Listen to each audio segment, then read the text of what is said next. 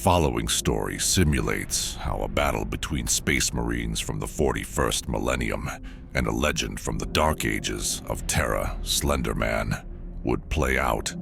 Before I start, I'd like to give a shout out to Journey Girl Kelsey for suggesting the idea. Thank you, Kelsey. I appreciate it greatly. If anyone else has any suggestions for horror or action characters you'd like the Emperor's glorious angels of death to battle in bloody combat, let me know in the comments below. Let's begin.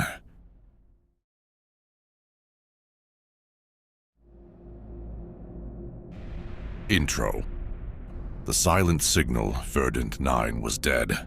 A pallid, fog-shrouded husk entombed in the segmentum obscurus. Once, its verdant fields and rich soil had fed 3 neighboring systems. It had been a jewel of the Administratum's agri-tribute, lush, compliant, and bountiful. Now, nothing. Silent forests stood like funeral pyres. Ruins sagged beneath the weight of moss and time. The very air reeked faintly of ozone, as if lightning had once scoured the heavens and never departed. Auspex logs recorded the last human activity 6 standard weeks prior. Entire settlements had vanished without battle. No shell impacts, no last burns, no blood, no vox screams, only absence. The final transmission from the surface arrived broken and half consumed by static. A voice, ragged with terror, cut through for a handful of seconds. Hostile entity, faceless, warping space, not real, requesting Astartes support. Repeat. Then silence, and a cold that seeped from the Vox itself, as if something had listened in return. The vanishing. The Chimera's treads ground against the fractured ferrocrete of the woodland road, its engine whining as it bore its cargo toward the settlement. Inside, 7 guardsmen of the 94th Cadian Recon sat in oppressive silence.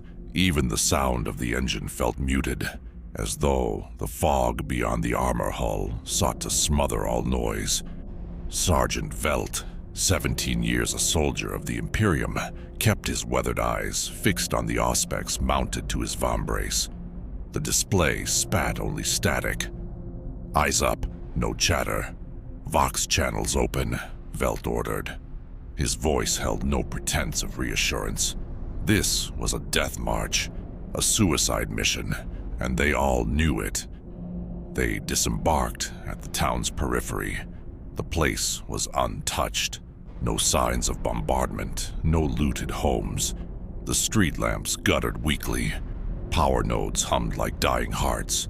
Meals sat unfinished at long-abandoned tables. Doors creaked gently in the breathless wind. "Sir," Guardsman Ivor's lasgun swept the shadows. "This doesn't feel abandoned. It feels like it's waiting."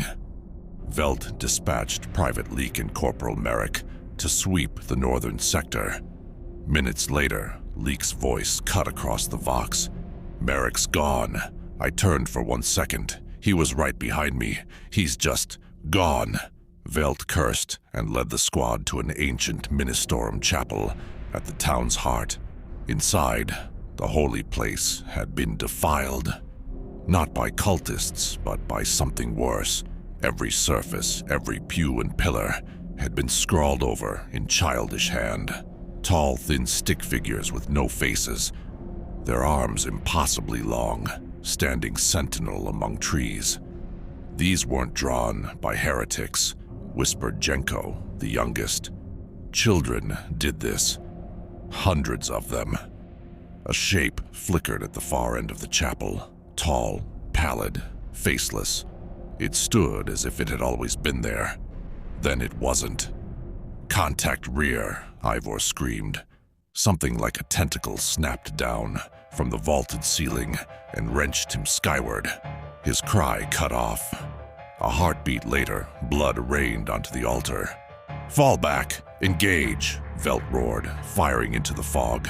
The last beams bled into the mist without finding purchase. The squad broke. The last guard. Verdant 9 descended into madness. Vox channels shrieked with distortion. Auspec's readings convulsed between impossible numbers. The fog closed like a predator's jaw. Jenko fled into the pines. His cam feed caught him turning in slow circles, whispering the name of his brother. A brother long dead beneath Kadia's rubble. The last image was Jenko embracing something tall and black, lost entirely in its shadow. Leek stumbled into a building lined with mirrors. Each reflection showed her, and yet not her.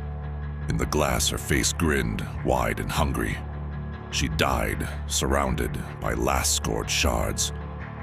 Ivor's feed devolved into static and hysterical laughter. One moment he was sobbing, the next he placed his sidearm beneath his chin. The feed ended in a flash. Only Velt reached the Vox Tower.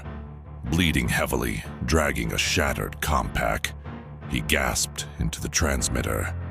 "This is Sergeant Velt the 94th. Verdant 9 compromised. Entity is non-warp. Psychic, not natural. Nita starts." The transmission went out. Then Velt rose from the floor, limbs splayed as unseen forces twisted bone to splinters. His eyes burst from their sockets. Blood flooded his throat, drowning his screams. Silence returned. The Angels of Death. Aboard the strike cruiser, Glory, undying. The astropathic relay screamed as the signal arrived. Captain Thalos Varric stood amid the hololithic haze of his strategium, voice cold as void ice. Unknown entity. Psychic disturbance. Mass guard casualties. Non-demonic classification. He turned to the black-armored giants before him. "Kill Team Cerberus. You deploy at once." Cerberus, names etched into the annals of the Deathwatch. Brother Sergeant Malric, relic blade of 100 purges. Brother Drenar, bearer of the Emperor's flame. Brother Kovac, plasma wrath incarnate. Brother Ethan, the unerring marksman.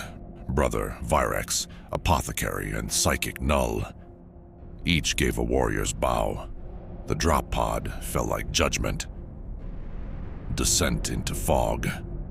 Impact shook the earth. The drop pod's hatches exploded outward in a bloom of steam and shrapnel. Kill Team Cerberus stormed into the mists, weapons raised, armor servos growling with each step. "Form Vi," Malric commanded. "Purge sweep. Voxlocks engaged. Burn anything unclean." Bolters barked into the tree line immediately, each shot detonating in a thunderclap of mass reactive fury. Branches exploded, splinters hissing through the fog. Shadows flitted at the edge of vision, some human-shaped, others crawling low to the ground. Kovac's plasma gun screamed, vaporizing a shadowed figure mid-lunge. The thing came apart in a flash of boiling matter, only for its remnants to dissolve into mist. Buildings groaned around them, tiles raining down, as the fog pressed close like a living thing. Auspec's return swarmed with heat signatures, dozens, then hundreds, then vanished with every approach. "Residual psychic radiation," Kovac reported. "But not warp, not demonic. This is alien." The town square came into view. Burnt corpses in guard armor littered the stones, arms raised in mock supplication, faces flinched to raw muscle. "This is ritual," Virex said flatly. "Not human." Slenderman unleashed. It appeared between the crack of bolter fire, tall, pale, faceless. The mists coiled around it like a throne. "Contact front," Malric thundered. Drenar's flamer roared, vomiting a storm of promethium. The street ignited into a wall of roaring flame. Bolters joined in, explosive rounds chewing through walls, scattering chunks of ferrocrete like hail. The figure stepped through unscathed, moving in bursts too fast for the eye to follow. Kovac fired point blank. 2 plasma bolts tore it in half, or should have. The creature's form split into static, reknit itself, and pressed forward. Ethan took the high perch of a crumbling hab block, his stalker pattern bolter booming. His rounds found the target's head, which burst like smoke before reforming. His vox suddenly filled with screams, and he tore his helm off, clawing at his face. "Cover him," Malric ordered. Malric's relic blade met the thing's torso, slicing through with blessed steel, only to meet air. The creature struck back, tentacles hammering him through an entire building in a spray of debris. Virex activated his psychic null field. The creature spasmed, its limbs jerking like a marionette's, before blinking from existence in a shriek of static. "Regroup," Malric growled, rising from the rubble. "It's not finished." The slaughterhouse. The manufactorum was a cathedral to horror. Hundreds of civilians stood frozen among the rusting machinery. They breathed, barely. Their eyes were gone, their mouths sewn. "They yet live," Virex confirmed. Dreaming in the dark. Movement, the faceless figure among them. And then, as one, the civilians turned, puppet-like, to face the kill team. "Weapons tight," Malric warned. Drenar didn't listen. His flamer howled, wreathing the chamber in fire. Civilians screamed as they burned, the smell of scorched flesh filling the air. The creature moved, faster than the flames. It struck Drenar mid-spray, tentacles crushing ceramite, cracking bone. He disappeared into the fog with a sickening crunch. "Contacts," Kovac roared as dozens of blurred shapes poured from the smoke. Civilian puppets rushing in suicidal frenzy. Bolters thundered. Explosive shells tore bodies apart, showering the walls in gore. The blast of Kovac's plasma gun melted 3 attackers into steaming heaps. A support beam collapsed under the fusillade, crushing more in a burst of dust and sparks. But for every body that fell, more took their place. "Fall back. Kill anything that follows," Malric ordered, smashing a puppet's spine with his blade as they withdrew through the firestorm. Oblivion strike. 3 Astartes remained. They fell back to the fusion plant, the last defensible structure. "The core will annihilate this sector," Kovac said. "Good," Malric answered. "We leave nothing standing." The plant shook as the thing approached. It was slower now, perhaps wounded, perhaps merely amused. It stepped into the kill zone. Kovac opened fire first, full autoplasma, each bolt blooming into miniature suns. Ferrocrete shattered, steam hissed from ruptured pipes. A catwalk above exploded in a shower of molten steel. The creature's limbs sheared away, only to regrow. Kovac laughed. It kept firing until a tentacle punched through his chest plate and lifted him into the air.